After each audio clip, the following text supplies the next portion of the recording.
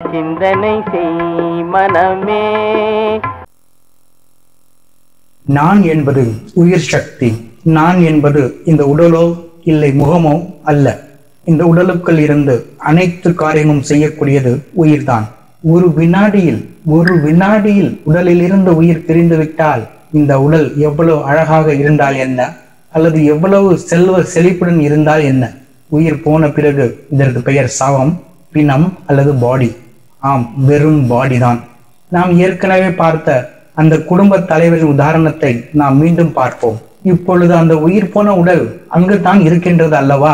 ஒரு 5 நிமிடத்திற்கு முன் வரை அவர் அனைத்து காரியங்களையும் செய்தார். அதாவது கண்களால் பார்த்தார், காதுகளால் கேட்டார், சாப்பிட்டார் என அனைத்து காரியங்களையும் இந்த புலன்களை உபயோகித்து செய்தார். அதே புலன்கள் தான் இப்பொழுதும் இருக்கின்றன. அதே காது, அதே கண்கள், அதே வாய். ஆனால் எதுவும் வேலை செய்யவில்லை. ஏன்? இவர் இப்படி ஏன் சத்தமாக அழுகின்றார் என காதை கேட்குமா? செத்தவன் காதில் சங்கு வைத்து ஊதினார் போல் என பழமொழி கூட இருக்கின்றது, கேட்காது என்பதால். ஒருவேளை கண்கள் திறந்திருந்தால் என் சாவிற்கு இவர்கள் எல்லாம் வந்திருக்கின்றார்கள் என கண்கள் பார்க்குமா? கண்கள் திறந்திருந்தாலும் பிம்பம் விழுந்தாலும் அது அங்கீகரிக்கப்படுமா என்ன? இவர் அல்லது இவர்கள் யார் என்று? வாயில் எதனை ஊட்டினாலும் எடுத்துக்கொள்ளுமா? பால் ஊற்றினாலும் உயிர் போனவுடன் வெளியாகிவிடும் அல்லவா? ஏனெனில் அந்த உடலில் உயிர் இல்லை.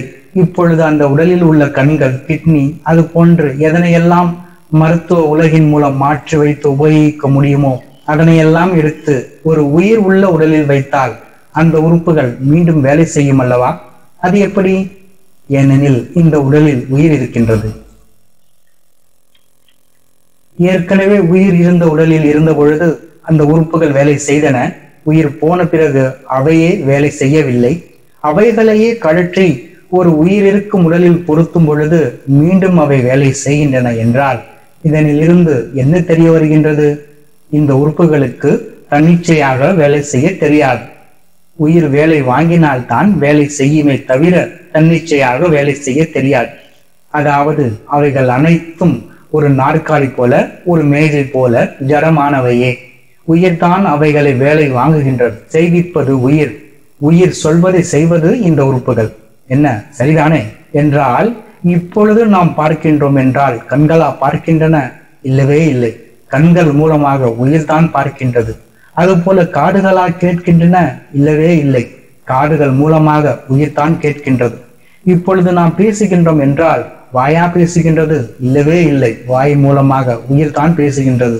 அதாவது நான் தான் என்று சொல்வது உயிர்தானே தவிர இந்த வாயோ இந்த உடலோ அல்ல. எனவே நான் என்பது உயிர்தானே தவிர உடல் அல்ல. உடலா உயிரா எது முக்கியம்? பாருங்கள், ஒரு கார் இருக்கின்றது, மிகவும் அல்ட்ரா மாடல் கார். அதாவது உலகின் அத்தனை சிறப்பு அம்சங்களும் உள்ள ஒரு கார். ஆனால் அதனை ஓட்டுவதற்கு ஓட்டுநர் இல்லை என்றால் சிறிது காலத்தில் அது என்னவாகும்? கெட்டு போய் பழுதாகிவிடும் அல்லவா? அப்படியே இந்த உடல் எவ்வளவு தான் முக்கியமானதாக இருந்தாலும் இதில் உயிர் இல்லையாயின் அது தேவையற்றதே ஆகும். உடலில் உயிர் இருக்கும் வரை எறும்புகள் சாறை சாறையாக வந்து உடலை மொய்க்காது. ஆனால் உயிர் போய்விட்டால் உடலை எறும்புகள் மொய்க்க ஆரம்பித்து விடும். ஏனெனில் உடல் டீகம்போஸ் ஆகிவிடும், அதாவது அழுகி போக தொடங்கிவிடும். உடலில் லட்சக்கணக்கான செல்கள் இருக்கின்றன. அத்தனை செல்களையும் அழுகி போகாமல் கட்டுக்கோப்பாக இவ்வளவு நாள் வைத்திருந்தது யார்? உயிர் தானே. நம் உடலின் டெம்பரேச்சர் என சொல்லக்கூடிய வெப்பநிலையை இவ்வளவு நாள் பராமரித்தது யார்? இந்த உடலுக்கு ஓய்வு தேவைப்படும் பொழுது, நாம் கண்ணயர்ந்து தூங்கும் பொழுது உடலின் உறுப்புகளையும் தேவைகளையும் கவனித்துக் கொண்டது யார்? நாம் சாப்பிட்ட உணவை செரிக்க வைத்தது யார்? இறந்தவர் உடலில் உள்ள உணவு கூட செரித்திருக்காது.